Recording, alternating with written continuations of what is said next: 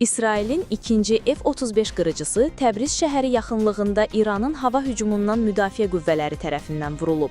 Yaşıl media xəbər verir ki, bunu Sepahın Şərqi Azərbaycan vilayətindəki bölməsinin ictimaiyyətlə əlaqələr üzrə nümayəndəsi Polkovnik Möhsün Bəxt Şokui deyib.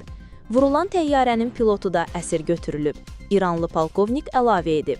Onun sözlərinə görə ilk F-35 qırıcısı da iyunun 15-də həmin ərazidə məhv edilib.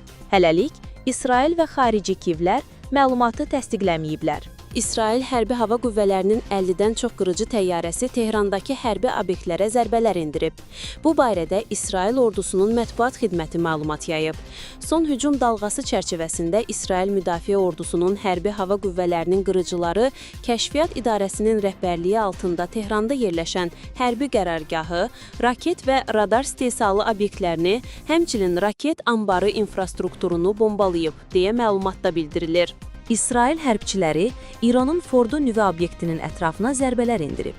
Bu barədə İsrail Müdafiə Ordusunun mətbuat xidməti məlumat yayıb. Bəyanatda qeyd olunur ki, zərbələrin məqsədi bu obyektə çıxış yollarını bağlamaq olub.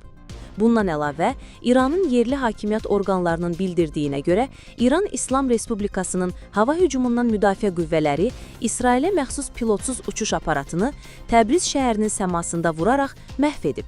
İsrail Müdafiə Nazirliyi Tehranda hökumət binalarına hücumlar təşkil edildiyini açıqlayıb. Bu barədə İsrail Müdafiə Qüvvələri SAXL məlumat yayıb. Hədəflər arasında Tehranda Fələstin meydanında qoyulan İsrailin məhv saatı elektron lövhəsi də olub.